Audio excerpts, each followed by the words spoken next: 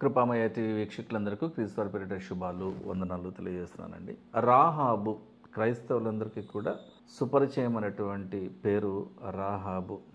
ఎంతోమంది మతోన్మాదులు క్రీస్తు మీద బురద చల్లుతూ, క్రీస్తును అవమానిస్తూ, క్రైస్తవ మనోభావాలను దెబ్బతీసే పనిలో బిజీగా ఉంటారండి వీళ్ళందరూ. యేసుక్రీస్తు ప్రభువు రాహాబు అనేటువంటి వేశ్య వంశములో, ఆ లైన్లో, ఆ ఫ్యామిలీ ట్రీలో జన్మించడం జరిగింది. కానీ యేసుక్రీస్తు ప్రభువు వేశ్యకు పుట్టలేదు. ఒక కన్యక పరిశుద్ధాత్మ వలన గర్భము ధరించినదై. ఈ విషయాలు ఆత్మీయ విషయాలు. దేవుని ఆత్మ కలిగి ఉంటే మాత్రమే ఈ పరిశుద్ధమైన సంగతులు అర్థం కావు. క్రైస్తవులు అనబడిన ప్రతి వారు కూడా పరిశుద్ధాత్మని యొక్క శక్తిని కలిగి ఉన్నవారు కారు. ఎవరైతే పరిశుద్ధాత్మని యొక్క శక్తి చేత నడిపించబడతారో వాళ్ళకు మాత్రమే పరిశుద్ధుడైన దేవుని ప్రణాళికలు అర్థమవుతాయి. మిగతా వారికి పొరపాటును కూడా అర్థం కావండి. ఆ రాహాబు గురించి మాట్లాడతాను. యెహోషువ గ్రంథము 2వ అధ్యాయము 2 నుంచి 5వ వచనం వరకు. దేశమును వేగు చూడడానికి ఇశ్రాయేలీయుల యుద్ధ నుండి మనుషులు రాత్రివేళ ఎక్కడికి వచ్చారని యెరికో రాజునకు వర్తమానము వచ్చింది. అతడు, ఆ రాజు, నీ యొద్దకు వచ్చి నీ ఇంట చేరిన ఆ మనుషులను వెల్లుపలికి తీసుకుని రమ్ము అని అన్నాడు. రాహాబు ఒక మంచి యవ్వనంలో ఉన్నటువంటి వేశ్యావృత్తికి బలైపోయినటువంటి ఒక మహిళ. ఆమె ఈ యెరికో పట్టణము లోపల నివసిస్తున్నటువంటి వారిలో ఒకటిగా ఉన్నది. కాబట్టి ఆమె దగ్గరికి మనుషులు వచ్చి వెళ్తూ ఉంటారు. కాబట్టి నీ దగ్గరకు వచ్చి వెళ్ళిన వారు ఎవరు లోపలే ఉన్నారు కదా, బయటకు తీసుకుని రా అని అన్నాడు. వారు ఈ దేశం అంతటినీ వేగు చూచుటకై వచ్చారని, అంటే ఈ దేశములో, ఈ పట్టణములో, ఈ రాజ్యములో ఏమేం జరుగుతున్నది, ఎవరి మీద ఎలా దాడి చేయాలనే విషయమే వాళ్ళందరూ కూడా అడుగుతూ ఉన్నారు. కాబట్టి వాళ్ళు వేగు చూడడానికి వచ్చారు, వీళ్ళు గూఢచారులు అని రాహాబు దగ్గరికి మనుషులను పంపించాడు. ఆ స్త్రీ ఆ 2 మనుషులను తోడుకొని వారిని దాచిపెట్టి, మనుషులు నా యొద్దకు వచ్చిన మాట నిజమే, వారు ఎక్కడి నుంచి వచ్చారో నాకైతే తెలియదు, చీకటి పడుచుండగా గవిని వేయబడు వేళ్లను, అనగా గవిని అంటే గేట్ అండి, అంటే 13వ శతాబ్దంలో, క్రీస్తు పూర్వము 13వ శతాబ్దంలోనే గేటెడ్ కమ్యూనిటీ కల్చరు ఆ యెరికో పట్టణంలో ఉంది. అది ఈ రోజున పాలస్తీనా దేశంలో ఉన్నదండి. ఆ గేట్లు మూసేటువంటి వేళ ఆ మనుషులు వెలుపలికి వెళ్ళిపోయారు. అంటే చీకటి పడితే మూసేస్తారనమాట. గేటెడ్ కమ్యూనిటీ అలాగుంటుంది కదా, వాచ్మెన్ ఉంటాడు, పలానా టైంకి మూసేస్తారు, అలా అనమాట. మరి వాళ్ళు ఎక్కడికి వెళ్ళారో నాకైతే తెలియదని రాహాబు అనడం జరిగింది. మీరు వారిని శీఘ్రముగా తరిమితిరా, వెంటనే వెళ్తే, వేగంగా వెళ్తే వాళ్ళని పట్టుకుంటారని చెప్పడం జరిగింది. మరి కనాను దేశమునకు చెందినటువంటి ఈ రాహాబు విశ్వాసము విషయంలో ఫెయిల్ అయినటువంటి స్త్రీ కాదు. దేవునిని నమ్ముకున్న తర్వాత ఆమె ఆ వృత్తిని విడిచిపెట్టింది. వేసిగా లేదు ఇక. ఆ తర్వాత యెరికో పట్టణము నాశనము చేయబడిన తర్వాత, రాహాబు కుటుంబము వారందరూ కూడా రక్షింపబడిన తర్వాత ఆమె ఆత్మీయంగా రక్షణలోకి వచ్చింది. అప్పటి నుంచి ఆమె ఆ వృత్తిలో కొనసాగలేదు. 100% ఎస్. అంతకుముందు ఆమె వేసగా ఉన్న మాట వాస్తవమే, కానీ అటు తర్వాత కాదు. పాత నిబంధన గ్రంథములో ఉన్నటువంటి కొంతమంది గొప్ప మహిళలలో విశ్వాసము విషయములో ఈమె ఎంతో ప్రసిద్ధి చెందిన వారిలో ఒకటిగా ఉన్నది రాహాబు. యేసుక్రీస్తు ప్రభు యొక్క వంశావళిని వివరిస్తూ ఉన్నప్పుడు ఆమె పేరు కూడా అందులో మీకు కనిపిస్తుంది. ఆమె యొక్క విశ్వాస పరిమాణము అంత గొప్పదన్నమాట. మరి ఈ రాహాబు యూదురాలు కాదు, ఈమె కనాను దేశస్థురాలు, ఒక అన్యురాలు, కానీ దేవుని యొక్క కృపను పొందుకున్నటువంటి ఒక గొప్ప స్త్రీగా ఉన్నది. కొర్నేలి యూదుడు కాడు, ఒక రోమీయుడు. అయినా కూడా తన ప్రవర్తనను బట్టి, తన యొక్క ధర్మ కార్యములను బట్టి, సత్క్రియలను బట్టి దేవుని రక్షణ పొందలేదా? ఆయన ప్రార్థనను దేవుడు వినలేదంటారా? విన్నాడు కదా. రాహాబు తనకున్నటువంటి విశ్వాసము ద్వారా రక్షింపబడింది. కొర్నేలి యూదుడు కాడు, కానీ తన యొక్క కమిట్మెంట్ని బట్టి, అతనికున్న తీర్మానమును బట్టి, దేవుని పైన అతనికున్నటువంటి భయము భక్తిని బట్టి, అతని యొక్క ప్రవర్తనను బట్టి దేవుడు ఆయన ప్రార్థనను అంగీకరించి ఆయనకు రక్షణ ప్రసాదించాడు. ఎంత గొప్ప విషయమే కదా. అన్యులు, లూకా యూదుడు కాడు, అన్యుడు. బైబిల్ రచయితలందరూ కూడా యూదులే, ఒక్క లూకా మాత్రమే అన్యుడు. అపోస్తుల కార్యముల గ్రంథములో ఆయన కానీ రాయకపోతే అపోస్తుల బోధ ఏంటి, అపోస్తులు ఎలాగ కష్టాలు పడ్డారు, ఎలాగ సంఘాన్ని విస్తరింపచేశారు, ఎలాగ సంఘాలను కట్టారో మనకు అస్సలు తెలిసేది కాదండి. స్వయాన యేసుక్రీస్తు వారి యొక్క తల్లి అయిన మరియను యోహాను తన దగ్గర ఉంచుకొని ఆమెను పోషిస్తూ ఉన్నాడు. ఆ బాధ్యతను యేసుక్రీస్తు ప్రభువారు శిలువ పైన వేలాడుతూ ఉన్నప్పుడు ఆయన ప్రాణం విడవడానికి కొన్ని నిమిషాలకు ముందు యోహాను, ఇదిగో నీ తల్లి, నా తల్లి నీ తల్లే, జాగ్రత్తగా చూసో నా అమ్మని అని చెప్పాడు. ఆ బాధ్యతని, అంత బాధలో కూడా బాధ్యతను మర్చిపోలే యేసు ప్రభు. అప్పటికి ఆమె భర్త అయినటువంటి యేసేపు చనిపోయాడు. ఆయన గొప్ప వయసుగా ఏం బతకలేదు. ఆయన యోహాను గారు యేసుక్రీస్తు తల్లి అయిన మరియని మరణించేంత వరకు తన దగ్గరే ఉంచుకుని పోషించాడు. తన బాగోగులన్నీ చూసుకున్నాడు, సొంత తల్లిలాగా చూసుకున్నాడు. యూదుడు కానటువంటి ఈ లూకా గారు, వైద్యుడైనటువంటి లూకా గారు, సిరియా దేశస్థుడైన అన్యుడైన యూదుడు కానటువంటి లూకా గారు ఆ తల్లి అయినటువంటి మరియ దగ్గరికి వెళ్ళి అసలు నిజంగా యేసుక్రీస్తు ప్రభు ఎలా ఉండేవారు, ఏం చేసేవారు, ఎలాంటి బోధ చేసేవాడు, ఆయన బాల్యం గురించి, ఆయన చేసిన అద్భుత కార్యముల గురించి అపోస్తులందరినీ కలిసి, పౌలు గారిని కలిశాడు, పేతురు గారిని కలిశాడు, యోహాను కలిశాడు, యాకోబుని కలిశాడు. వీలైనంత మందిని కలిసి నిజాలు మాత్రమే ఉన్నది ఉన్నట్టుగా రాసినటువంటి గొప్ప ఘనుడు ఒక యూదుడు కాని అన్యుడైన ఒకే ఒక బైబిల్ రచయిత. 40 మంది రచయితలు ఒకే ఒక అన్యుడైనటువంటి రచయిత ఎవరంటే లూకా గారు. లూకా సువార్త రాసింది ఆయనే. అపోస్తలుల కార్యముల గ్రంథం రాసింది 28 అధ్యాయాలను ఆయన రాశాడు. పేతురు గారికి చదువు వచ్చు, కానీ రాయడం అంతగా రాదు. కాబట్టి పేతురు గారు వివరిస్తుంటే 2 పత్రికలు పేతురు గారు ఏవైతే రాసినో అవి రాసి పెట్టింది కూడా లూకా గారే. తెలుసా మీకు ఇది? విశ్వాసాన్ని బట్టి అబ్రహాము రక్షణ పొందాడు. ఆ విశ్వాసం అనే పునాది.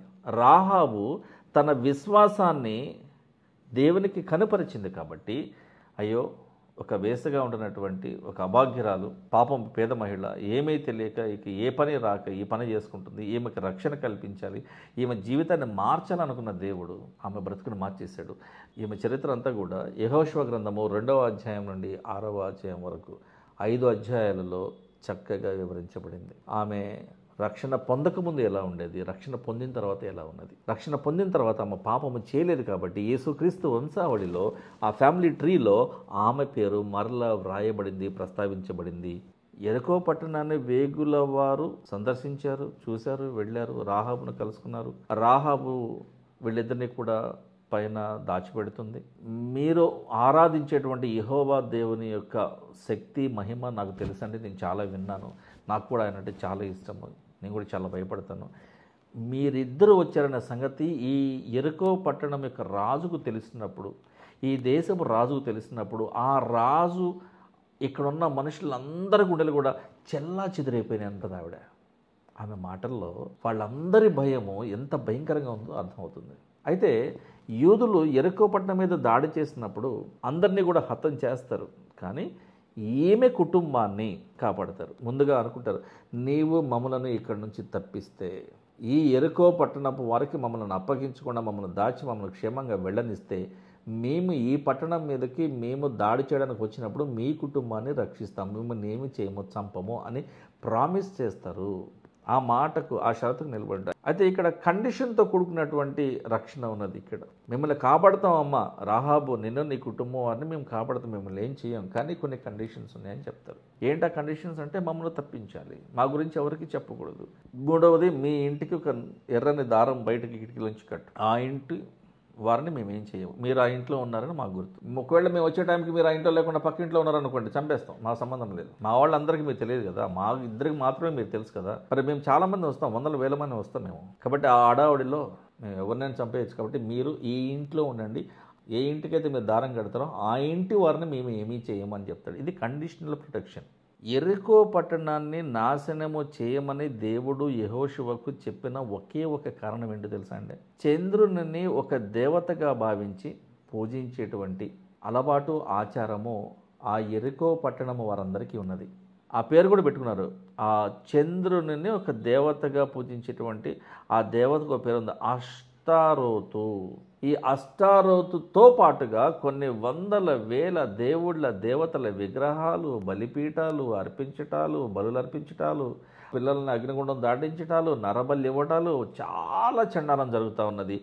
దేవునికి నచ్చని ఆరాధన జరిగిస్తున్న మనుషులందరినీ కూడా హతం చేయాలని దేవుడు యెహోషువకు ఈ సైనికులందరికీ కూడా ఆజ్ఞ ఇవ్వడం జరిగింది. ఊరికే దేవుడు ఎవరి మీద కూడా దాడి చేయమని చెప్పడు. ఆయన చూస్తాడు, చెప్తాడు. నీనెవే పట్టణం వారిని నాశనం చేయొచ్చు, కానీ పంపించాడు కదా, యోనాని పంపించాడు. ఇల్లురా బాబు, చెప్పరా బాబు అంటే ఆయన మధ్యలో ఎన్ని నాటకాలు ఆడాడు. చివరికి చెప్పాల్సి వచ్చింది కదా నువ్వు. దేవుడు క్షమిస్తాడు, కానీ కొన్నిసార్లు వీళ్ళు మారరు అనుకున్నప్పుడు వాళ్ళ దగ్గరికి సమాచారాన్ని కూడా పంపించాడు. ఆ పరిస్థితే యెరికో పట్టణంలో మనకు కనిపిస్తుంది ఈ దాడిలో. మత్తయి సువార్తలో చూడండి ఒకసారి రాహాబు గురించినటువంటి సందర్భము. సల్మాను రాహాబునందు బోయేజును కన్యను. రాహాబు ఎంత గొప్ప ధన్యత పొందిన స్త్రీ చూడండి. రక్షణ పొందక ముందు ఒక వేసిగా ఉన్నది, కానీ రక్షణ పొందిన తర్వాత ఆ వృత్తిలో లేనే లేదు. పరిశుద్ధతలో నిలిచి ఉన్నటువంటి ఒక గొప్ప మహిళ.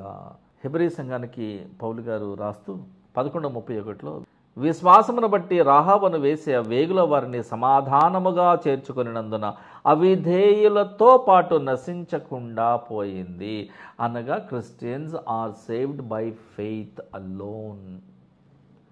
అబ్రహాము దేవునిని నమ్మాడు, చూడకుండానే నమ్మాడు. మోషే చూడాలనుకున్నాడు దేవుణ్ణి, అది వేరే విషయం. ఇక అపోస్తలుడైన పౌలు సౌలుగా ఉన్నప్పుడు దేవుణ్ణి చూడాలని అనుకోలేదు, అసలు దేవుడే లేడని నమ్మేటువంటి ఒక మతోన్మాదిగా, ఒక హేతువాదిగా, ఒక నాస్తికుడిగా ఉన్నటువంటి ఈ ఫలానా సౌలు అనే వ్యక్తికి యేసుక్రీస్తు వారు తన వెలుగులో కనిపించాడు. దెబ్బ కళ్ళు పోయినాయి. సౌలు చూడాలనుకోలే, కానీ చూడాల్సి వచ్చింది. దెబ్బ కళ్ళు పోయినాయి. మోషే మాత్రం చూడాల్సిందని పట్టుపట్టాడు. అబ్రహాం అనుకోలే చూడాలని, యాకోబు కూడా అనుకోలే, కానీ యాకోబు దేవునితోనే పోరాడాడు. ఇశ్రాయేల్ అనే పేరు మార్చబడ్డాడు. యాకోబు గ్రంథము 2వ అధ్యాయము 25వ వచనంలో కూడా రాహాబును గురించిన ప్రస్తావన ఉంటుంది. రాహాబు అనే వేశ్య కూడా దూతలను అనగా వేగుల వారిని చేర్చుకొని వేరొక మార్గమున వారిని వెలుపలికి పంపివేసినప్పుడు క్రియల మూలముగా, సత్క్రియల మూలముగా నీతిమంతురాలని ఎంచబడింది. కొర్నేలి యొక్క కథ కూడా నీతిమంతుడు అని ఎంచబడ్డాడు. ఎందుకు? అతను చేసిన ధర్మ కార్యములు, మంచి పనులు, మంచి ప్రవర్తన, తనకున్న ప్రార్థన, అతనుకున్నటువంటి భక్తి, అతనికి దేవుని ఎడల ఉన్నటువంటి భయము, దేవుని ఎడల అతనికి ఉన్నటువంటి విశ్వాసం, ఇవన్నీ ఈ క్వాలిటీస్ అన్ని చూశాడు దేవుడు. సో అన్యులైనటువంటి కొర్నేలిని, అదేవిధంగా రాహాబును దేవుడు కనికరించి రక్షించాడు. అనగా రక్షణ ఉచితము, రక్షణ అందరికీ. అనగా క్రైస్తవ్యము ఒక మతం కాదు, మార్గం మాత్రమే. నేనే మార్గాన్ని అన్నాడు యేసుప్రభు. నేనే మతాన్ని అని ఎప్పుడు చెప్పలేదు. సరిగ్గా చదివితే బైబిల్ అర్థం అవుతుంది. ఎఫెసీలో ఉన్న సంఘానికి పౌలు గారు రాసినటువంటి పత్రికలో 2వ అధ్యాయం 8వ వచనంలో మీరు విశ్వాసము ద్వారా కృపచేతనే రక్షింపబడి ఉన్నారు, కానీ ఈ రక్షణ మీ మంచితనము వలన, గొప్పతనం వలన కలిగినది కాదు, దేవుడిచ్చినటువంటి వరము మాత్రమే అని పౌలు గారు క్లియర్గా కరాఖండిగా చెప్పేసినాడు. దేవుని కృప కారణంగా, ఆయన నీతిమంతత్వము చొప్పున మనము నీతిమంతులుగా తీర్చబడతాము, కానీ మనలో విశ్వాసం ఉండి తీరాలి. అపోస్తలుల కార్యముల గ్రంథము 4:12 మరి ఎవని వలనను రక్షణ కలగదు, ఈ నామముననే మనము రక్షణ పొందవలను, కానీ ఆకాశము క్రింద మనుషులలో ఇవ్వబడిన మరి ఏ నామమున మనము రక్షణ పొందలేము. వేరే ఆప్షన్ లేదు మనకి. యేసుక్రీస్తు ప్రభువే మనకు దిక్కు. తండ్రి, కుమార, పరిశుద్ధాత్మ నామములో మనం బాప్తిస్మం పొందాలి. మనకు వేరే మార్గం లేనే లేదు. రోమీయులకు రాసిన పత్రికలకు కూడా 12:2 పౌలు గారు మీరు ఈ లోక మర్యాదను అనుసరించుక ఉత్తమమును, అనుకూలమును, సంపూర్ణమునై ఉన్న దేవుని చిత్తం మీద పరీక్షించి తెలుసుకున్నట్లు మీ మనస్సు మారి నూతన మగుట వలన రూపాంతరము పొందండి అంటున్నాడు. అనగా మీరు మారు మనసు పొందాలి, పూర్తిగా మారిపోవాలి. మీరు అప్పుడుకులాగా, ఇప్పుడుకులాగా, ఈ రోజుకులాగా, రేపుకులాగా ఉంటే కుదరదు. ఎప్పుడు ఒకేలాగా ఉండాలి. కానీ మారు మనసు పొందిన తర్వాత పరిశుద్ధతలోనికి రావాలి. ఆ విశ్వాస పరిమాణము రోజు రోజుకు పెరగాలి, అంతకంతకు పెరగాలి అని అంటున్నాడు. విశ్వాసము ఎవరినైనా సరే దేవుని దగ్గరికి నడిపిస్తుంది. మీకున్న విశ్వాసము ద్వారా వీలైనంత మందిని రక్షణలోనికి నడిపించే ప్రయత్నం చేయండి క్రైస్తవులారా. చిన్న ప్రార్థన కొరకే తెరలో ఉంచుదాం. పరలోకమందున్న మా తండ్రి, మా ప్రార్థన ఆలకించండి ప్రభువా. గత జీవితంలో, ఒకప్పటి జీవితంలో, వారి బాల్యములో, వారి యవ్వన దశలో పాపములో ఉంటూ పాపములో పడిపోయి తెలియక, నీవెవరో తెలియక, పరిశుద్ధత అంటే ఏంటో తెలియక, ఆత్మీయంగా పవిత్రులమై ఉండాలి అనే విషయమై తెలియక ఎంతోమంది నరక మార్గంలో నడిచి ఉన్నారు ప్రభు. వారందరినీ కూడా నీవు దర్శించినావు. వారందరికీ నువ్వు మారు మనసు పొందే అవకాశం ఇచ్చినావు. సంసోను వల్లే తన జీవితాన్ని తాను నాశనం చేసుకున్న వారు ఉన్నారు. రాహాబు వల్లే తప్పును తెలుసుకొని మారిన వారు ఉన్నారు. నీవెవరవో, నీ శక్తి ఏంటో, నీ మహిమ ఏంటో పూర్తిగా తెలియకనే కొర్నేలైనటువంటి భక్తుడు, యూదుడు కాని భక్తుడు కూడా, అన్యుడైనటువంటి వాడు కూడా రక్షణ పొంది ఉన్నాడు. మంచి సమరయుడు అనే సమరయ ప్రాంతంలో ఉన్న వాడికి పేరున్నది, కానీ మంచి యూదుడు అనేటువంటి పేరు కూడా లేదు. అన్నిలకే పెద్దపీట వేస్తున్నావు ప్రభా. నీవు దౌర్భాగ్యులు అని పిలువబడిన వారిని, నీచులు అని పిలువబడిన వారిని, పాపులు అని పిలువబడిన వారిని వెదకి రక్షించడానికి దేవా నీ కుమారుని ఈ లోకానికి పంపించి ఉన్నా ప్రభువ.